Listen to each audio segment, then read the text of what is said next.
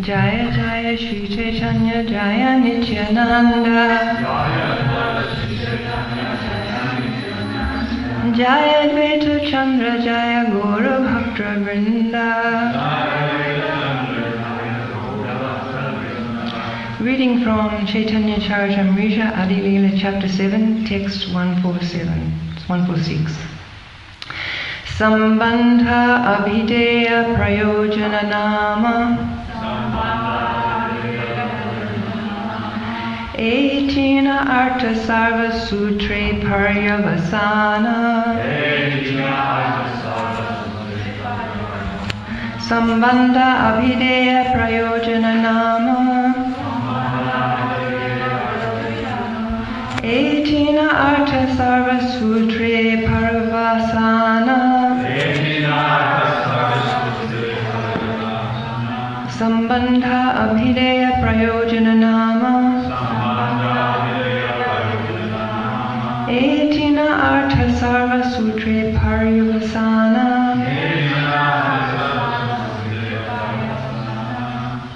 Sambandha, relationship. Abhideya, functional duties. Prayojana, the goal of life. Nama, name. There. Tina, three.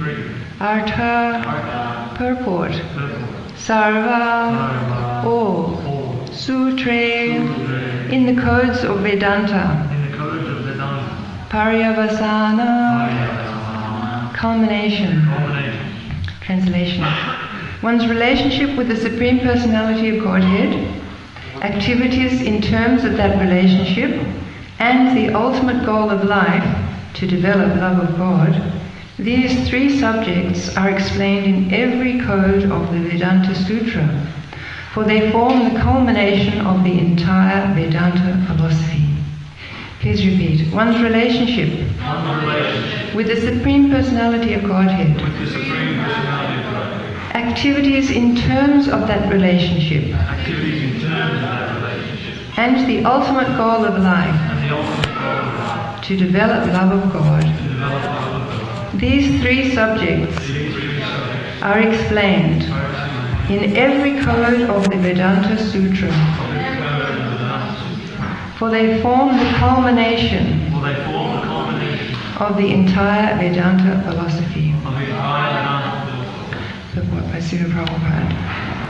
In the Srimad Bhagavatam, Canto 5, Chapter 5, Text 5, it is said, Parabhavastadad abodhajato yavan jigasata atmatattvam.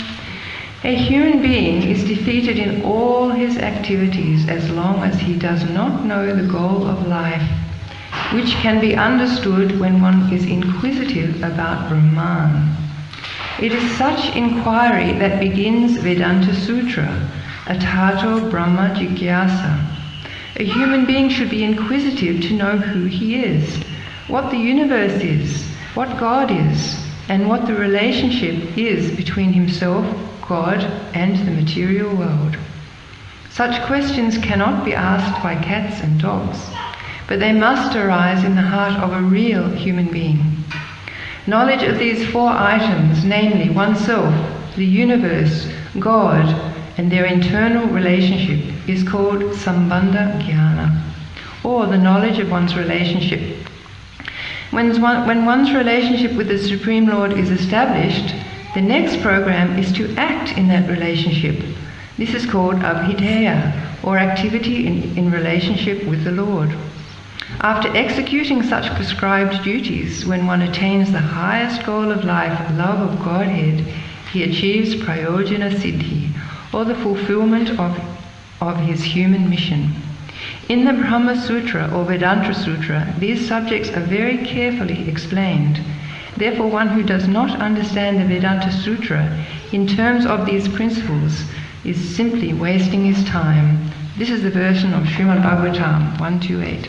Dharma svanushtita pungsang Vishvaksena kata suya nurpadaya yudhiratam ratim shrama eva hi kevalam. One may be a very learned scholar and execute his prescribed duty very nicely, but if he does not ultimately become inquisitive about the Supreme Personality of Godhead and is indifferent to Shravanam Kirtanam, hearing and chanting, all that he has done is but a waste of time.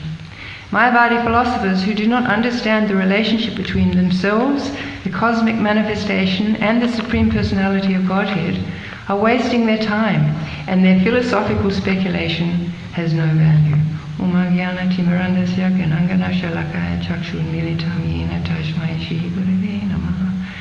Jai.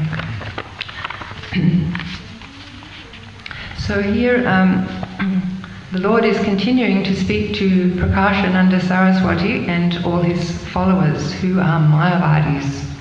So the Lord advocated to distribute love of Godhead, and after he took sannyas for that purpose so he could reach more people, he reached many, but he was not able to touch the hearts of the Mayavad sannyasis who studied Shankaracharya.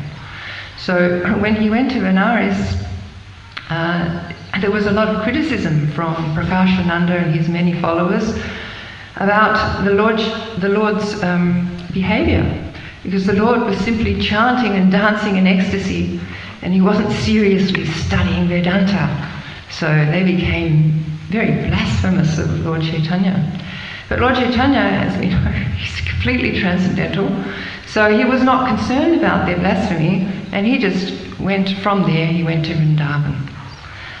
Then completely with no concern about what they were saying. So when he returned to Varanasi, his devotees were actually very distressed to hear this blasphemy. So one time Srila Prabhupada, there was a pandal in Delhi, and at this time of the pandal, Srila Prabhupada was not speaking at the time, but he was in a tent with his senior devotees. There would have been about 10 of them. I believe Jayapataka Maharaj was there, and maybe Haripesh Maharaj. I can't remember the others who were there. So as Srila Prabhupada was sitting there peacefully with his disciples, suddenly one Indian gentleman came in and started shouting at Srila Prabhupada, absolutely tearing Srila Prabhupada, probably because he gave Brahman thread to the Westerners. I don't know what his anger was, but he was just like yelling at Srila Prabhupada, and there was no chance for anybody to say anything. He just stood there shouting at Srila Prabhupada, and then after a few minutes when he'd finished, he just stomped out of the tent. So Srila Prabhupada looked around at his devotees and said, and now what will happen? So all the devotees were like, oh, Srila Prabhupada, Prabhupada asked them around, each one, Prabhupada is going to be a worm in stool. Oh, Srila Prabhupada is going to go to this hell, that's hell. He'll never be able to get a guru. And they went right around the circle. And then they all looked back at Srila Prabhupada. Srila Prabhupada said, we could forgive him. So, because obviously he wasn't concerned about the blasphemy, and also Lord Chaitanya was just like, he wasn't concerned, but he did want to reach these Mayavad sannyasis. So therefore, when he returned and he was invited to come, and he knew all the Mayavad sannyasis would be there, then he went along. And of course we know that he initially, after washing his feet, he sat there where the feet were washed, and he started to manifest his beautiful effulgence. And all of the sannyasis were kind of struck with wonder, and they became respectful, and they drew him into their midst, and then they started to ask him, why aren't you studying? You should be studying. These are the duties of a sannyasi, to study Vedanta and to meditate, and why are you chanting and dancing? So then Lord Chaitanya gave a wonderful expose on the holy name, and the Mayavad sannyasis were touched by that, they were moved. So then they asked Lord Chaitanya to speak on their big, the thing that they were focused on, Vedanta Sutra. Can you speak on Vedanta Sutra? So here we have Lord Chaitanya speaking on Vedanta Sutra. And at this point, this is kind of just at the end of the conversation, but he's talking here, he's explaining here about, he's explained all about devotional service and love of God through this exposition of the Vedanta Sutra. And now he's explaining about Sambandha, Avideya and Prayojana. And it's very interesting that it's explained that these are contained in every verse. This is what it's all about. This is what the Shastras are all about. This is what Srimad Bhagavatam is all about. Bhagavad Gita is all about. All these scriptures are to explain to us about this Sambandha, Avideya and Prayojana. So Sambandha is when we are questioning, and this questioning is very important. Atato Brahma Jigyasa, inquisitive.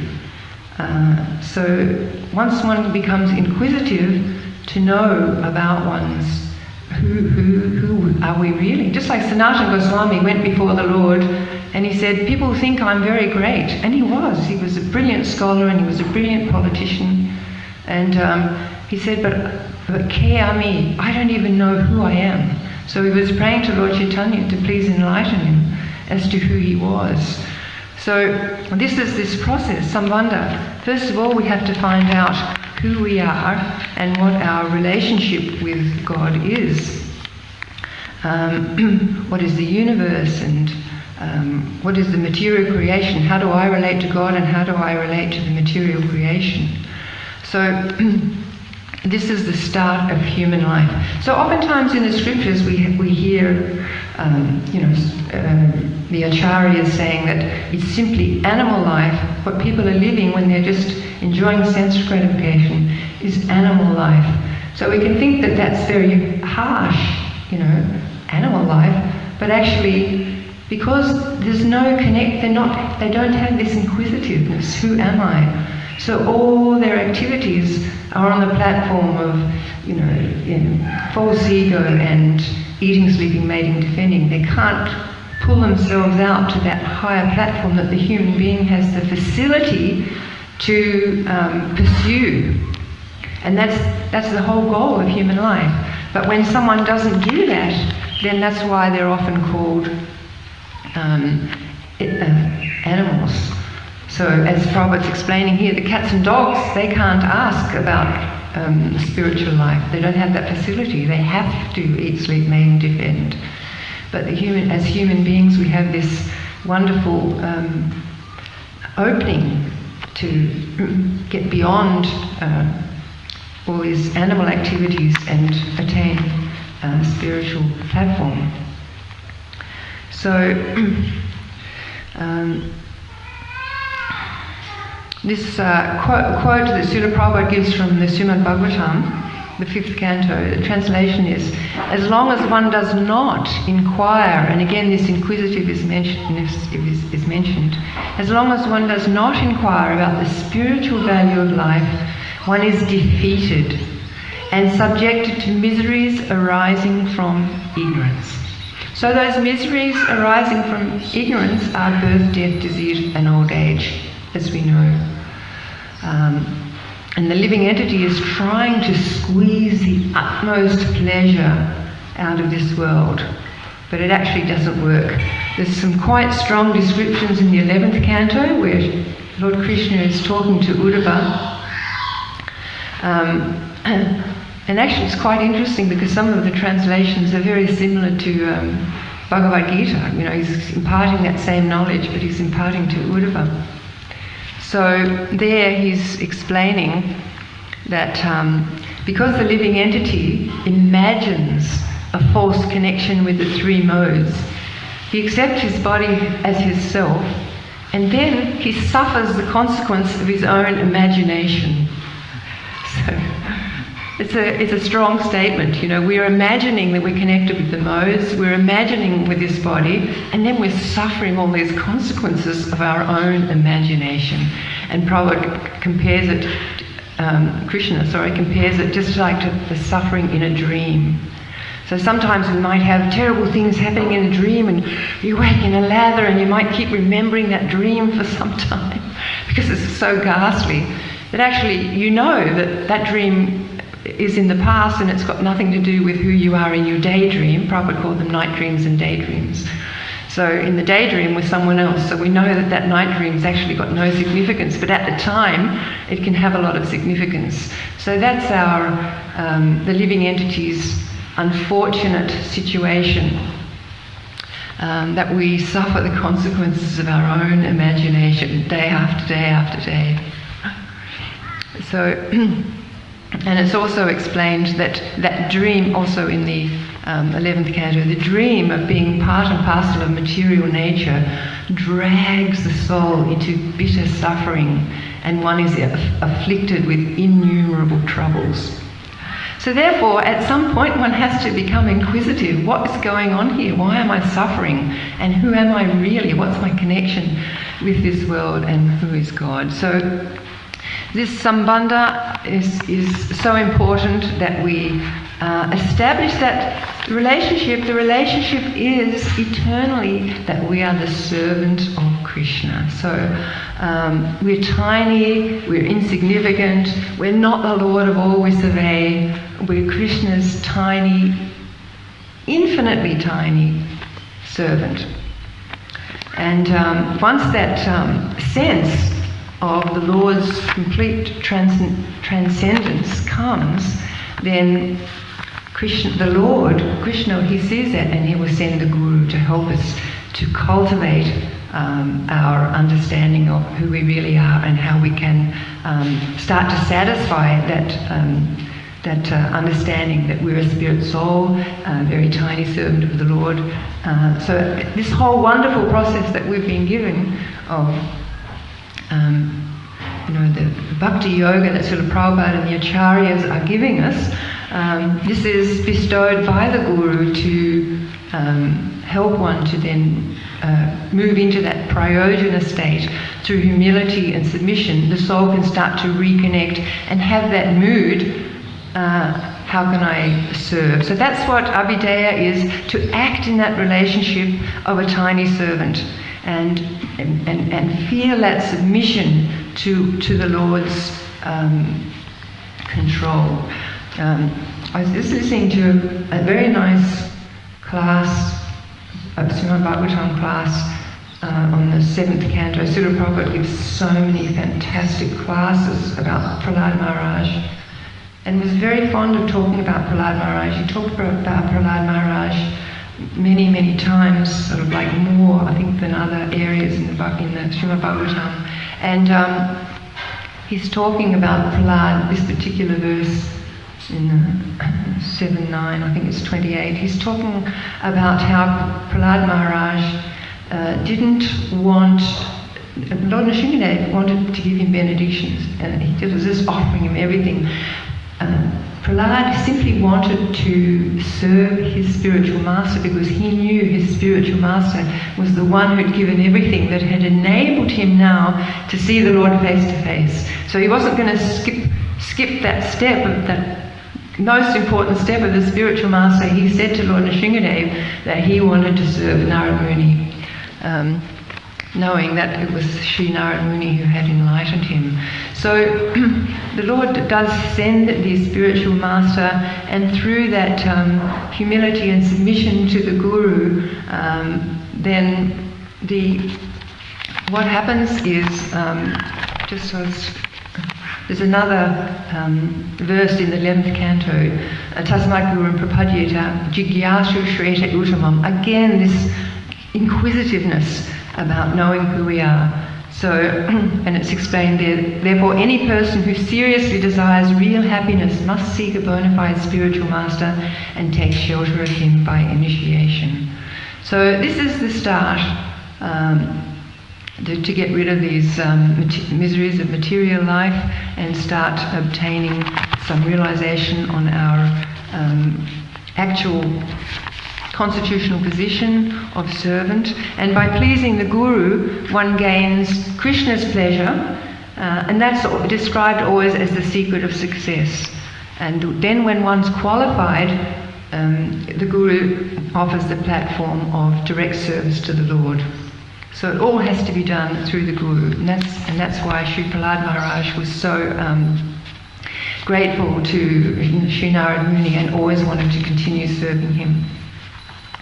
So this process that we've been given of our bhakti yoga that we're trying to carry out as sincerely as possible, this has of course many stages, and by the time one reaches prayojana, then one has attained love for Krishna. So that's the highest stage. So this process may take many years. Prabhupada says it can take lifetimes. That's up to us really to immerse ourselves as much as possible in this process and to take advantage as much as possible of what we've been given, because we've been given the most precious gift after many lifetimes of suffering, unaccountable amount of lifetimes. We can't count them, innumerable lifetimes, and we've been suddenly given this high mercy of bhakti yoga. The acharyas are giving us the height of mercy here. So it's up to us how long it takes us to move through these various processes to actually fulfill that human mission and gain love of God. So the spiritual master, actually it's described that bhakti, which is going to is the only thing that we can capture the Lord's grace by, is given by the bhakta. So the bhakta places bhakti in the heart, seed of bhakti in the heart, and then we cultivate that through our wonderful process. So here, the Lord Chaitanya is speaking to these sannyasis on philosophy of advancing in devotional service to prayojana. And yet that they are sort of unaware at that time completely that the Lord himself is the prayojana. Loving the Lord is the prayojana. So they got extreme mercy because Lord Chaitanya is sitting in front of them explaining about, he's explained about the holy name, he's explaining about devotional service, and explaining about these three processes and how vital they are to move through to gain the goal of life, which is love of Godhead, and yet he's the goal of life. He's sitting there. So who knows what sort of agyata sukriti these sannyasis had to be able to be given the highest goal of life by Lord Chaitanya himself. So I wanted to actually read a verse which is very beautiful, and it's the verse of all about Lord Chaitanya's mercy, which these Mayavad sannyasis are right now getting. So this is a verse that Swarup Damodar spoke when he came to Lord Chaitanya. He came to Lord Chaitanya and he fell down at his lotus feet and he quoted this verse. O ocean of mercy, Sri Chaitanya Mahaprabhu, let there be an awakening of your auspicious mercy, which easily drives away all kinds of material lamentation. By your mercy, everything is made pure and blissful. It awakens transcendental bliss and covers all gross material pleasures. By your auspicious mercy, quarrels and disagreements arising among different scriptures are vanquished. Your auspicious mercy causes the heart to jubilate by pouring forth transcendental mellows. Your mercy always stimulates devotional service, which is full of joy. You are always glorifying the conjugal love of God. May transcendental bliss be awakened within my heart by your causeless mercy. So it's just a very beautiful verse, Adi-lila, chapter 10, text 119. And when you think about it, these Mayavadi sannyasis were actually having Lord Chaitanya speak, and there's a where it says here, by your auspicious mercy, quarrels and disagreements arising among different scriptures are vanquished. So that's what Lord Chaitanya was doing. He was vanquishing all their misconceptions, and you'll see a couple of verses after this, 146, their surrender. So that was happening in their hearts. So that's the power of Lord Chaitanya's mercy, and how that his auspicious mercy causes the heart to jubilate. How wonderful is Lord Chaitanya. So we can say, well, they had Lord Chaitanya in front of them, but we also have Lord Chaitanya in front of us. So it's not like they had this special mercy and we because we don't get Lord Chaitanya speaking to us. We have him speaking to us through Caitanya Caritamrita, and we have his form here right in front of us.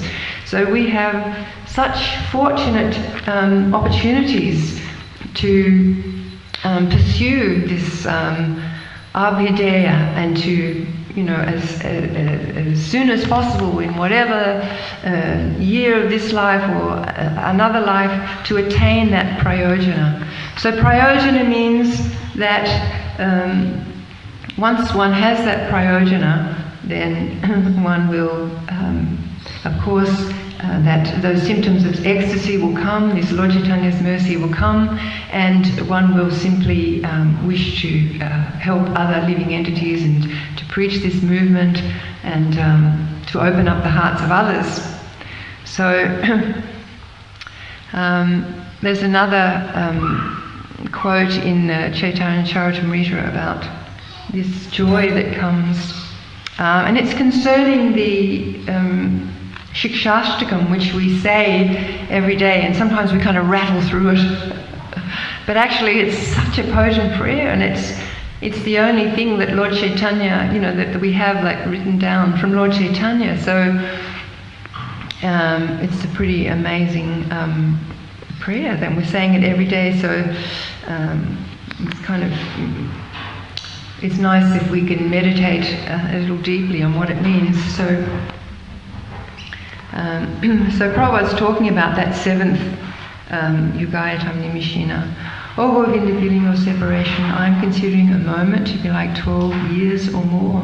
Tears are flowing from my eyes like torrents of rain, and I am feeling all vacant in the world in your absence. So this is the mood of Srimati Radharani. That's her feeling. But Prabhupada says this is the perfectional stage of chanting the Hare Krishna mantra and eating the fruit of love of Godhead as exhibited by Sri Chaitanya Mahaprabhu. One should not artificially imitate this stage, but if one is serious and sincerely follows the regulative principles and chants the Hare Krishna mantra, the time will come when these symptoms will appear. Tears will fill his eyes. He will be unable to chant distinctly the Maha Mantra, and his heart will throb in ecstasy.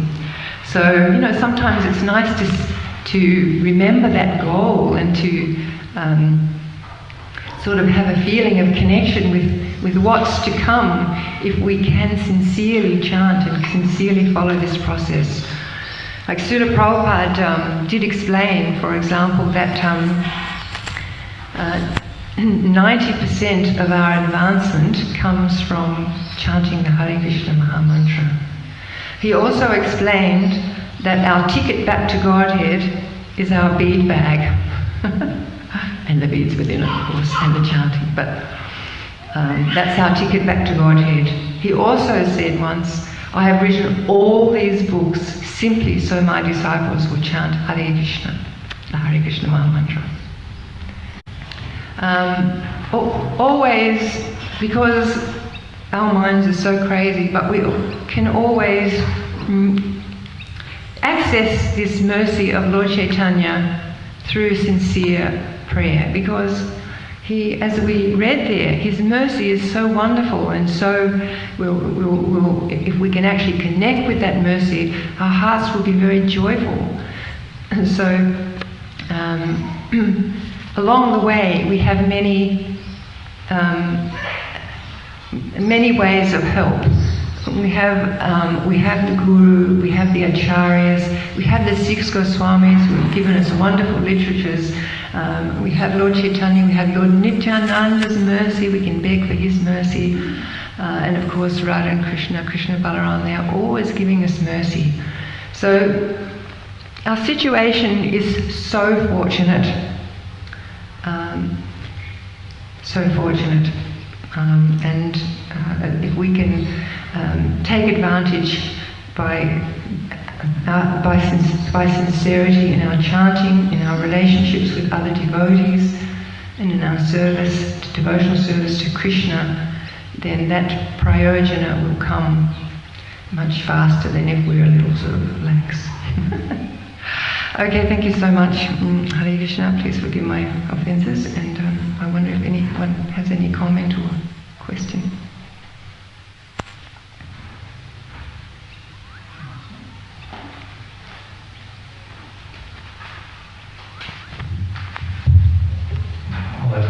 Thank you very much.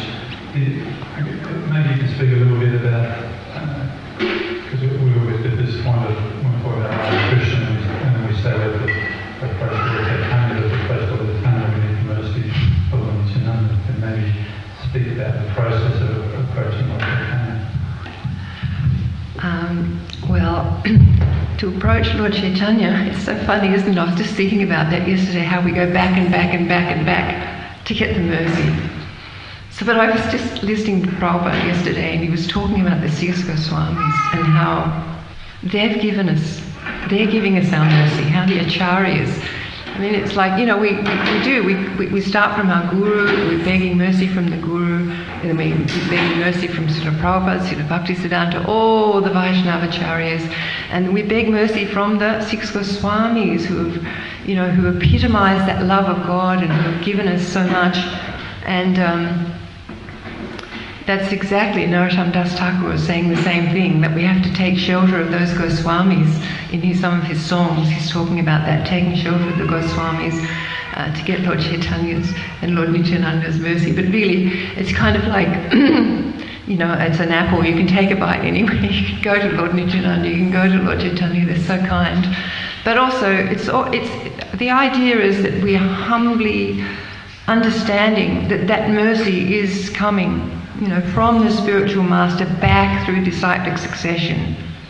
It's not like we're just going to Lord Chaitanya or just going to Krishna. I was hearing also yesterday that Srila Prabhupada was saying we can't just demand to Krishna, go up to Krishna and say, do this for me, do that for me, because, like he gives that example of a king.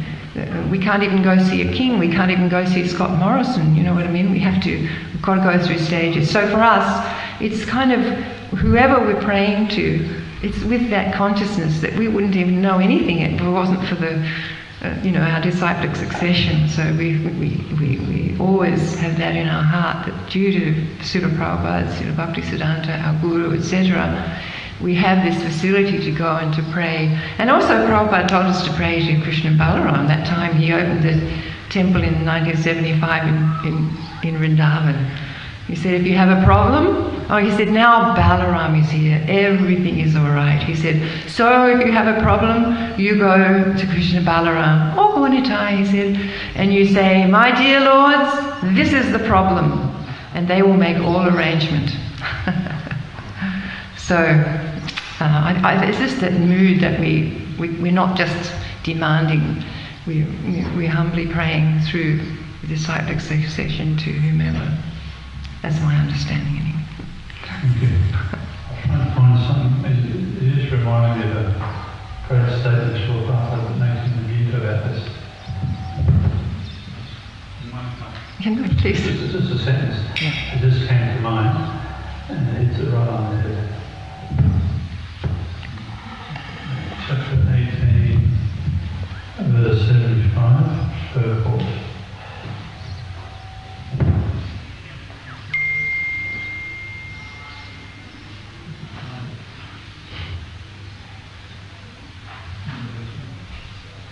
Any other questions? Or yes, Adi. I was just wondering whether Shikshastra comes spoken. Where? When? Oh, well, it would have been in Sridham Puri, because it was at the later stage of his life. He wrote those. Was there no situation that triggered it? Sorry? Was there any situation that triggered it for him to say that, or there's no record of that? Oh, I don't know, but it was gathered by his Srutamada or whatever, and then that's how it became available to everybody. He had actually written them down. Everything else came from verbal. Who did he write it down? That was written down. Chaitanya did write it down himself. I believe Lord Chaitanya wrote that down because it's stated that's the only thing he ever wrote down. Yeah. But I've never heard about the details of when he actually says it. There are actually Sanjaya were written at different times that they're found in a compilation of Rupa Goswami scattered through his writings and are pulled together as one piece. Right. Yes, he coagulated it, sort of. Yeah, they were all written in one go. Right. Such. Anyway, just back on that topic of how we understand the parampara. Prabhupada writes, Vyasa was the spiritual master of Sanjaya. This is in relation to Bhagavad Gita. And Sanjaya admits that it was by Vyasa's mercy that he could understand the Supreme Personality of Godhead. This means that one has to understand Krishna not directly, but through the medium of the spiritual master. The spiritual master is a transparent medium, although it is true that the experience is still direct. Nice. Yeah, nice. Okay, thank you so much, Hare Krishna.